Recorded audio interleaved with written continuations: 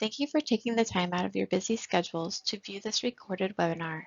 We host this webinar annually to take the time to discuss what is going on in the industry for 403Bs and review some items that we find important for your 403B plan. My name is Tiffany Jorgensen, and I will be presenting today.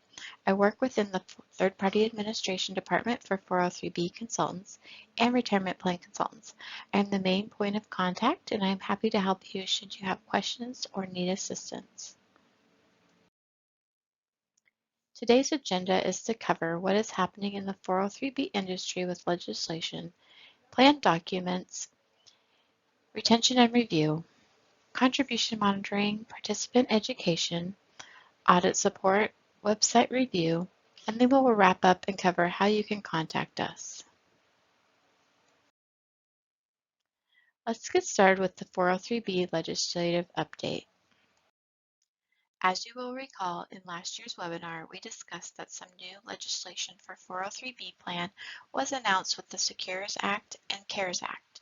The most impactful change is the beginning age for required minimum distributions. It has changed from age 70.5 to age 72. Another act that was passed and put into law was the CARES Act. The CARES Act was specific to coronavirus-related distributions and the delay of loan payments and increased loan limits. The amendment for these is due the end of 2022. The documents were recently released, and I will be sending these over to you to keep with your other plan documents in the next few months. Current legislation has been working on the new Secure 2.0 Act. This passed in the House and has moved to the Senate. There will be some changes made to it before it moves forward, but it is exciting to see them working to help Americans save for retirement. It is important to have a third-party administrator to keep you informed of current and future legislation. 403B consultants will notify you by mail or email when the update is needed. Next, we will talk about plan documents. Record retention. You will want to make sure you always have the most up-to-date copy on hand. If you are not sure, I am happy to help. A good habit would be to replace the file each time an amendment or update comes out to ensure you have the most up-to-date copy on file.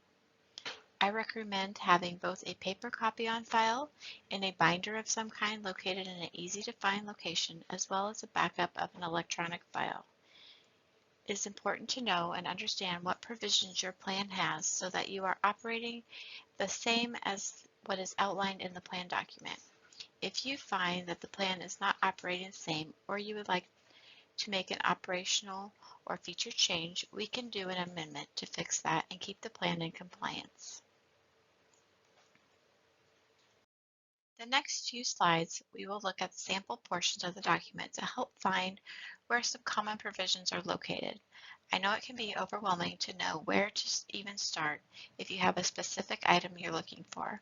We will break it down, make it a little less intimidating. First, we will start with who is eligible. Eligibility issues can be found in Section B. There will be an X in the box next to the provisions that apply to your plan. For example, is your plan available to all eligible employees? Full-time and part-time common law employees who are not eligible to participate in another salary deferral plan you sponsor, such as another 403B plan, 401k, or 457 plan. Employees who contribute at least $200 per year. Employees who normally work 20 hours or more per week. What type of contributions are allowed in your plan? Does your plan allow for Roth contributions or employer non-elective contributions? We can find this out by looking in Section A, General Information. There will be an X in the Yes box if the plan allows for these types of contributions within the plan.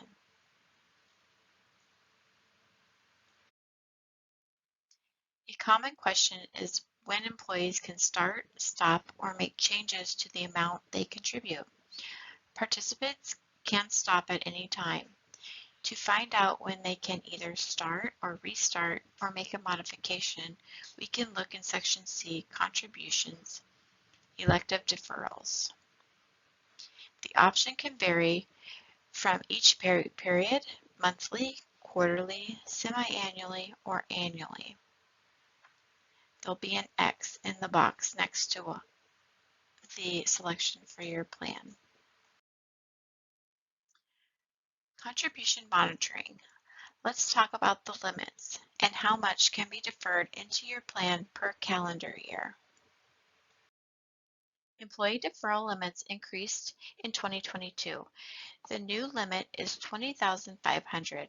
For those aged 50 years and older, they can defer an additional $6,500 for the max deferral amount of $27,000. Important to note that if a participant has employee pre-tax and employee Roth contributions, a total of those must be combined and cannot exceed the limit. Most payroll systems have a feature that allow you to track contribution limits for employees to notify you in order to prevent over-deferring. These limits are based on the calendar year of January through December 31st. It is also important to make sure the deferrals are made to the plan in a timely manner. The Department of Labor rule is contributions should be made within 7 days of the pay period.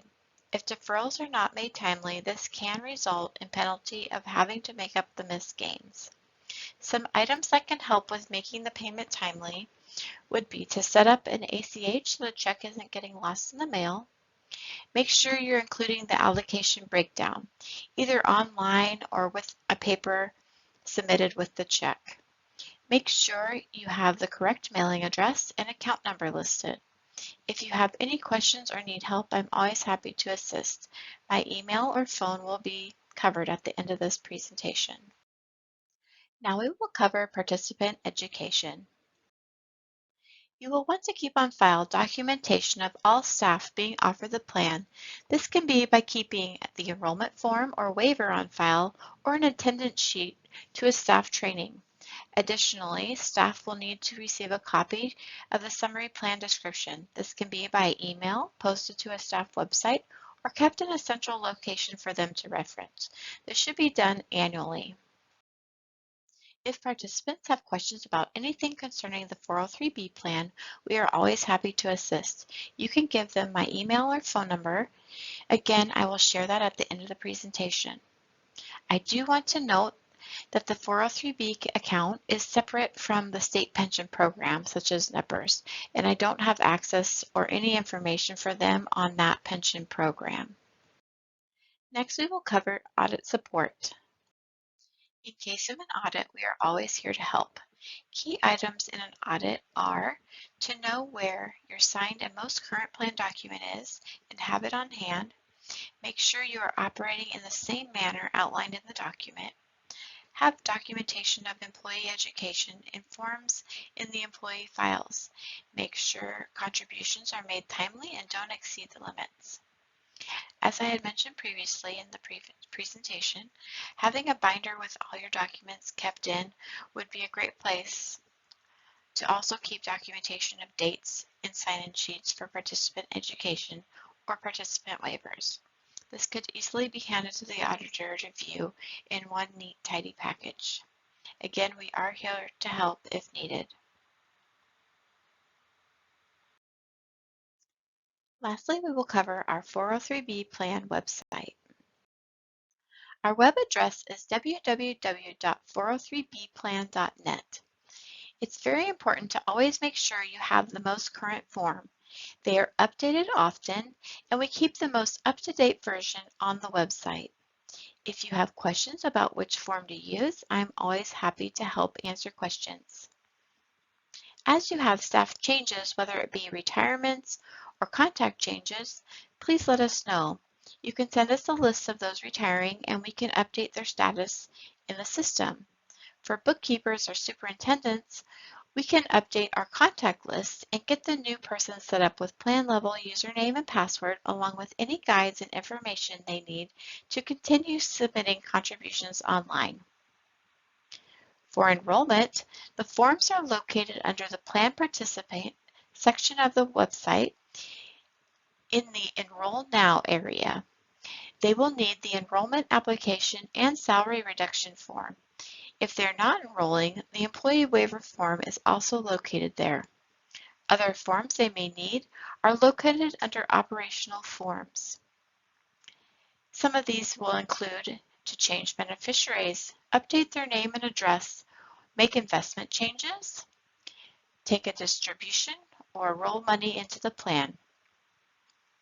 Other features of the website are you can log in from the plan from here, both participants and plan sponsors. Another feature, plan participants can access their accounts online. They will need to provide an email address at the time of enrollment, and they will be sent a welcome email with instructions on how to set up a unique username and password. I know we have covered a lot of information in a short time. Thankfully, I am not issuing a pop test, and you can rewatch this anytime if you really wanted to. You can reach out to me and contact me with any questions or concerns. I truly love hearing from you and lending a hand when you need. To review what we did cover, try to keep your most current signed plan document in both an electronic file and paper copy in an easy to find place. Make sure you're operating in the same way as the plan document. Keep on file documentation of employees being offered the plan and receiving either a copy of the summary plan description or having it located in a specific location. I will be in touch soon with Secure Act documents, and you can call or email me anytime you need some help or have questions. I'm here to help you or employees with questions. I can be reached by phone at 1-888-770-2577 or email. My direct address is tiffanyj@wealthfirm.info. The general email in case I'm out is admin@retirementplanconsultants.net. This is the end of the recording, and I would like to say thank you for your time today, and please don't hesitate to reach out if you have questions or need assistance with your plan. That's what I'm here for. Thank you and have a great day.